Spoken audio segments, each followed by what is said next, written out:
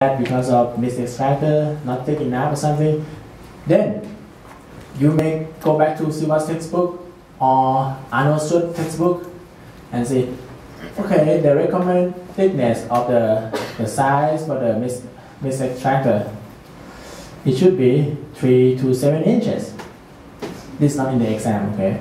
But just so you have it. So 10% of the time, there's a problem of your mist go to the gas.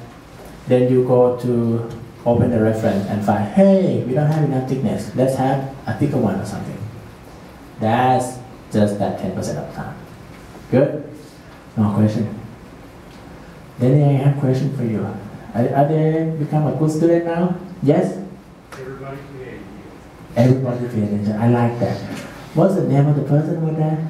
Starting from the corner. What's your name, sir? Oh, you didn't get involved, right? I don't even have a laptop. You put a blank on me. Did try to bring me? You put it on me, I don't care. Oh, okay. Which time, right? Yeah, put it on me. Okay.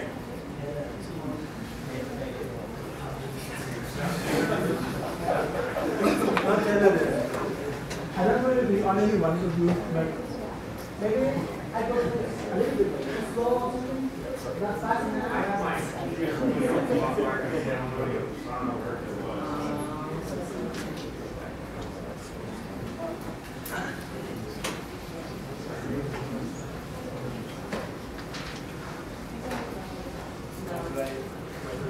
Where do I have to be very picky for every one of you to pay attention? Let me tell you, last year, Professor Ed something come to my class to do like teaching evaluation.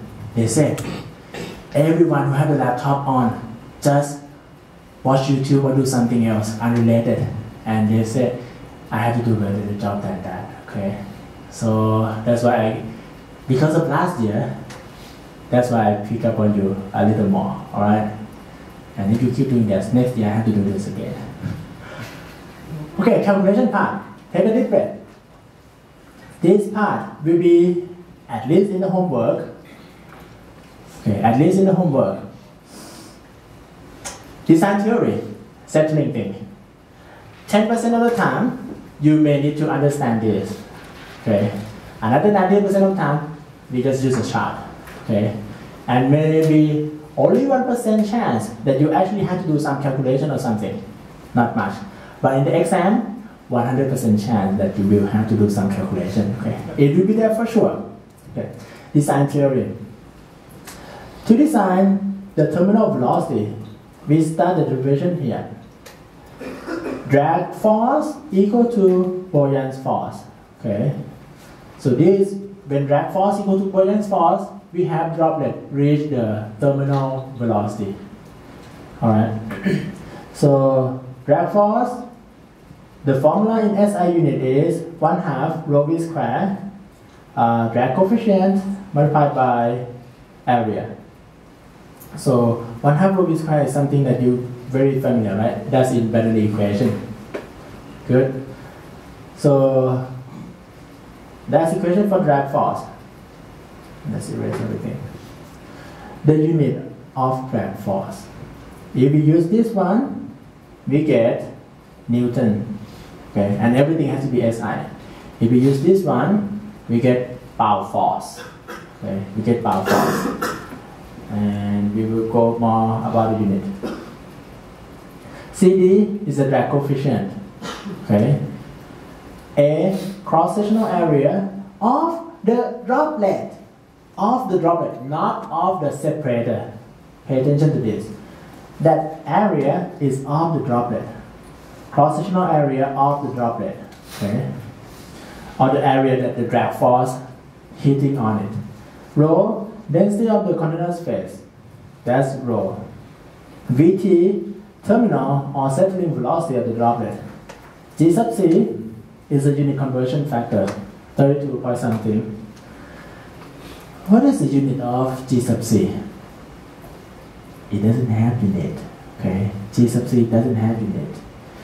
G sub c is 32.2 basically is tell me 32.2 of foot pound mass per second square equal to 1 pound force. Look at your calculation carefully. When we do the calculation over here, drag coefficient has no unit, right? Area is feet square, rho pound per cubic foot, right? That V square is feet square per second square. Whatever we do over here, we end up with pound mass foot per second square. We just have pound mass foot per second square, but it's not pound force. But we know 1 pound force is 32 pound mass foot per second square. So we divide it by the unit conversion, that we know how many pound force. Okay. All right, that's about the drag. And this is how we derive that 32 point something. We skipped. Okay, you look into it by yourself. You did this already, but when I put it in the exam, you fail again. So pay more attention. I think it's on the freshman, right? I think you did this already, but maybe a long time ago. Okay, that's the drag force. We put C sub D for laminar flow around the droplet. We put 24 over Reynolds number. Okay, question. Scott M. Curtis. Scott. Scott M. Curtis. Yes, Scott. Why do you have laminar flow in a separator? Should we have laminar flow or turbulent flow in separator? Most of the time. I'll say laminar. Laminar flow. Why do you think it's that? Because slower flow regime would help separation. It helps, right? Yeah. In separator, everything, most of the time, it's just nice and slow. Then you can go back and sit if you want to. You don't want to stand over there, or you can sit with them. So most of the time in the separator, everything happens nice and slow. It doesn't have any quick motion. If it have a quick motion, we upset the separator, it flooded. So that's why we assume laminar flow. Okay. Sometimes it can be turbulent. Okay, but we will take a look at that. Formula for the drag coefficient is 24 over Reynolds number. This is for the case of flow across a spherical droplet. Okay. If the droplet is not a spherical shape, this formula is not quite valid, but we assume that it's spherical shape. We put it here. Okay. Area pi d squared over 4. So area is just that area. Okay. That is pi d squared over 4. That is AD. Rho and Vt squared over 2gc. So Vt is a terminal velocity. Okay. Rearrange it. We have two formula. One is without G sub C, which is in SI unit. Another one is with G sub C. Okay. 6 pi mu Rm V. So this is Stokes law, right? 6 pi mu V. So that's a drag force. Assume laminar flow. Buoyancy. Net buoyancy is the net force moving downward will be the weight minus the weight of the object minus the weight of the medium that has the same volume of object. Okay. So let's say my mass is 100 kilogram. Maybe that's too much. My mass is 100 kilogram. I go into water. My weight will have to be 100 minus the weight of water that have the same volume as me, right? So that is, what was that? Net buoyancy when we calculate. So 3 over 4 pi r cubed, that is sphere volume. Difference in density and g, so that is net buoyancy. Do the force balance, Fd equal to Fg. Okay, do some math, then we have that thing. Vt equal to 0.5448 delta rho mu d square. That number is not unit conversion factor. No, it's not. But it is 2 over 9 multiplied by G multiplied by 1 over 4 or something. Okay? Now, we have the formula for the terminal velocity, but we don't put the box around it yet. Okay. When I do it in Excel, I get this. Okay. When I use G equal to 9.8. If you use G equal to 10, you get the same thing that is in Arnold's George textbook, which is good enough. And this equation, by the way, give it to you in the lab, right? So it tells you about the relationship between the droplet size diameter, different in the specific gravity and viscosity. And that is viscosity of the medium. Okay. Where does that viscosity come from? It's come from Reynolds number. Reynolds number formula is rho Vd over mu. Rho is density of the droplet, but mu is the viscosity of the medium. Okay, not the viscosity of the droplet. Alright, that is gravity separation. That formula will be given, okay, in the exam. Very easy. I can give it. I can even give you this. Like, I can give you the formula for the drag force, the formula for the net buoyancy. But with that, can you arrive at this equation or not? You should, right? Okay. Question. Yes, question. So in all of these, you're using diameter of water droplet as a parameter. We don't know that, do we? We don't know that. No, we So don't. we just assume something? We will, no, we don't assume anything. At the end, there's an equation to approximate it. So, droplet diameter, okay. The formula for the droplet diameter, I think is in the note of the lab. You remember square root? Is it square root something? Or I think I put it on the heater treater one. There's a formula for approximate that. Okay, it's an empirical based formula. We don't know the droplet size. Good question. And at the end, I will upload that lab thing. There's a formula to approximate the droplet size. That's come from Arnold's George book. Same, okay? But for now, we have terminal velocity. That's the equation for terminal velocity. And do some trick. And then I get terminal velocity in the unit of field unit. So somehow, I can go from 0.5448 to 1.78745 E minus 6. And I was told that senior can do unit conversion. Okay. And he don't like when I try to talk about this slide too much. But you go read it. If you do it wrong, and many of you do it wrong, if you do it like unit conversion, like try to convert a unit, you will get 1 over that number, which is wrong. Okay. If you do it right, you get like what I got. Good? We talked about this already, right? Did we? I never talked about this. A little bit.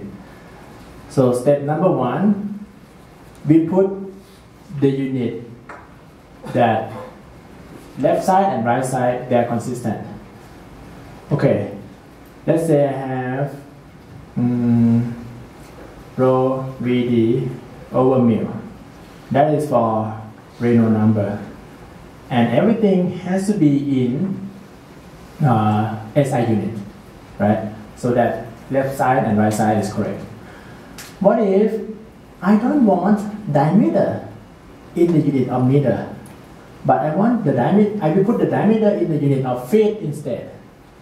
What do I do? So I will have rho Vd, rho V D in feet, right? But I know that I need it in meter, and I have done the conversion. 1 feet equal to 0.0 what? 3048 or something. Is it correct? Hopefully it's correct. 0.3048. So that's it. 1 feet equal to that much meter. Okay. When I put in the unit of feet, I will put 1 over there, right?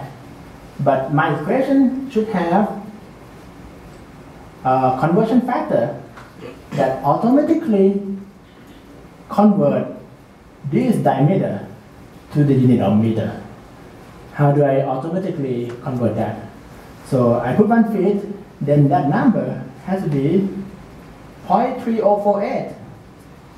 So this means if I do rho VD over mu, and instead of meter that I put for diameter, I put feet.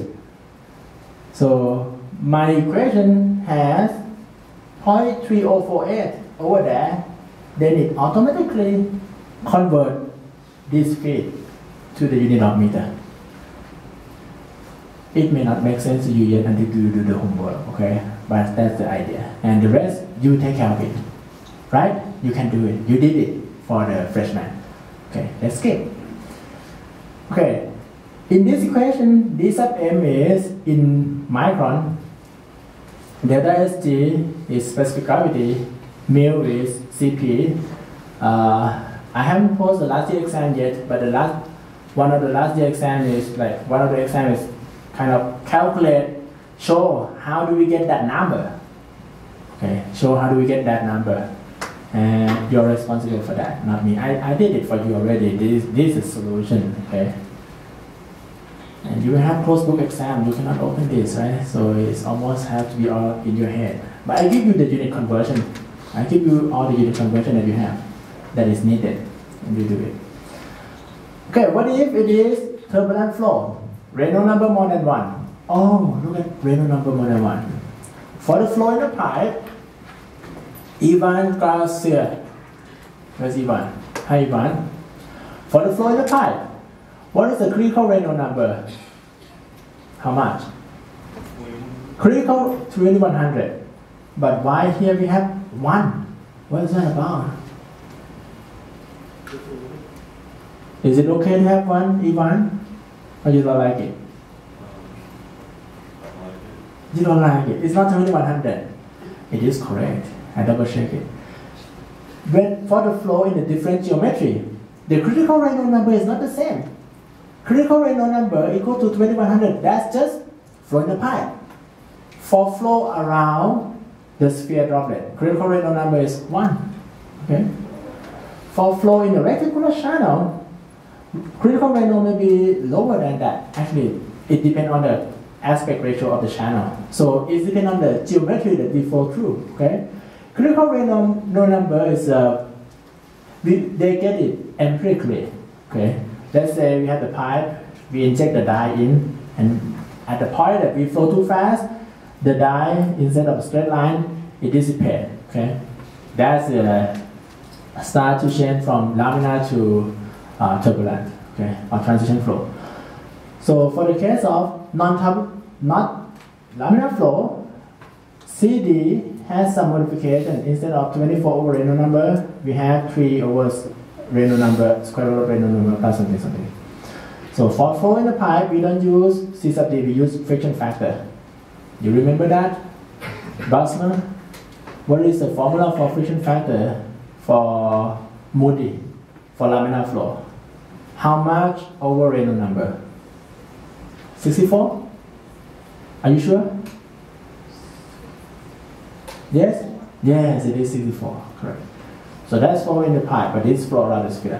When we put this in, so we make CD remain over there, we get a new formula, okay? And we can convert from SI unit to the field unit. Not easily, but I can do it. And I think you will be able to do it too with some practice in homework. Alright, so we have a formula for the terminal velocity. C sub d, we can look from the chart. Use this chart. Okay.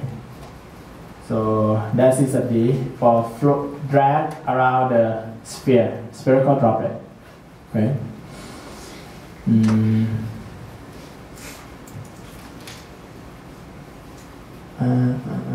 Okay. Look at this equation carefully. The SI, okay, let me erase everything. If we have C sub d over here, C sub d is it dependent upon velocity? What's your name? I didn't remember. C sub d, is that dependent upon terminal velocity or not? Yes, right. So rho Vd over mu, that V is the same as this V. So this means for us to calculate, if it is turbulent flow, for us to calculate terminal velocity, we need to know the terminal velocity first before we can calculate drag coefficient. To calculate drag coefficient, we need terminal velocity, but to get terminal velocity, we need to have drag coefficient already. We have unknown for both sides. One of the suggestions is we do iterative method. We come up with the initial guess. Initial guess is suggested to be 0.34. Okay. What we do is, if it is turbulent flow, if it is laminar flow, we just use this equation, done. But if it is turbulent flow, we use 0.34 over there, do the calculation to get Vt, right? And then we do rho Vd over mu again to get Reynolds number. From Reynolds number, we can calculate the new drag coefficient. Put the new drag coefficient over there, recalculate Vt again. After we get Vt, we calculate Reynolds number. After we calculate Reynolds number, we can get C sub d again. Keep doing this until what? Senior, when do we stop? When it stop changing, correct answer. So we keep doing it until it stop changing. Okay, that's how it can be done. That's a fixed point iteration method. It's not fast, but it's okay. Okay, it's fast enough for now. All right. So if it's turbulent flow, we may have to do some kind of iteration. Reynolds number formula. Reynolds number formula in the field unit. Oh, this is not quite field unit. This one is centistroke. Nu in centistroke is kinematic viscosity. It's not this mu, right? It's Nu nu. So that's not the same. Next, what's your name? Chant. What is kinematic viscosity? Mu over what? Rho. Very good. So when you have dynamic viscosity divided by density, that is kinematic viscosity. Kinematic viscosity has several units. One of the units is centistroke. So if you use centistroke, you can use that formula. What if we have millimeters squared per second? Then we use this formula. Okay. What if I want mu in centipoise, density in pound mass per cubic foot, V velocity in foot per second, D is diameter. I'm not asking about the unit conversion. I'm asking about what is the new formula do I need. So Reynolds number equal to a constant multiplied by rho Vd over mu. What is that constant? That constant is 1 over 6 point something, right? Practice in homework. Okay, I have homework for you to do it. Basically, this is a form. This is a solution. If you cannot do it, don't come to see me yet. We do this part, and you will get another one in the exam. Okay. Alright? There will be maybe just one question about it. Can you practice? And you can do it, right? You did it in Chen or Mattel. When did you learn about this? When? Senior year, freshman, sophomore, junior? Long time ago. Okay. You may not know today, but in the exam you can do it. Good? Okay. Droplet size. At the end we will have formula to approximate the droplet size. For the design, mist extractor should remove the typical value is 10 to 100 micron to be removed by mist extractor. Something that greater than 100 micron should be gone already before it hit mist extractor. Okay. Gas scrubber, we have it should remove 500 micron plus. That's for gas scrubber. This part is for the old good day when we can just fly it or vent it to the atmosphere. Now we cannot vent it or anything. We have to do vapor recovery unit. Okay. So all these things will go into the scrubber in vapor recovery unit.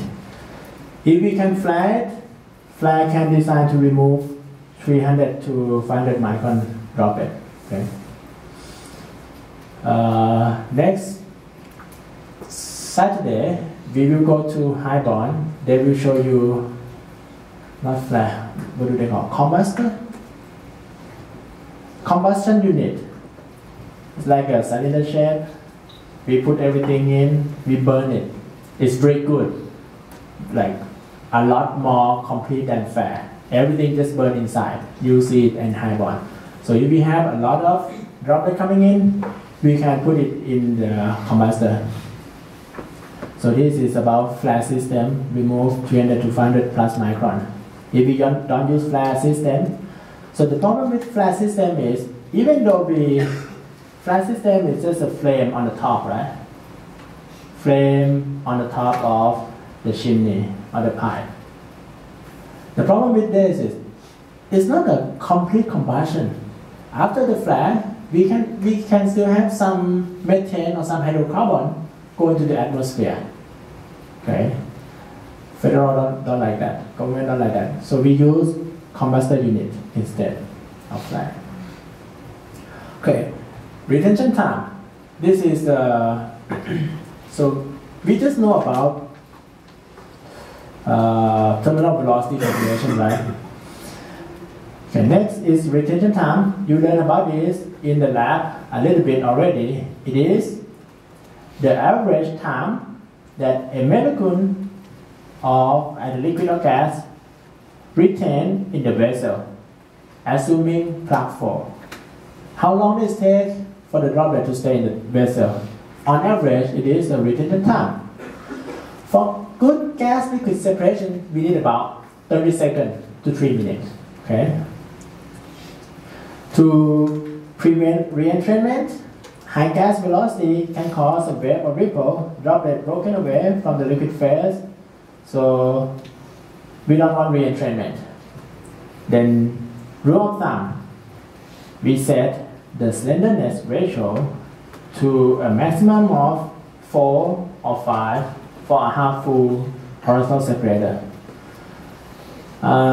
Slenderness ratio is the ratio between the length divided by the width or the diameter of the pipe or the vessel, the separator. Okay, the recommended slenderness ratio is that much. For high pressure with API less than 30 or high viscosity, we have a high chance of re-entrainment. Okay. That's the concept of retention time, and we will have a little bit more calculation. Okay, before you go, let's take a look at this one. Just one visual.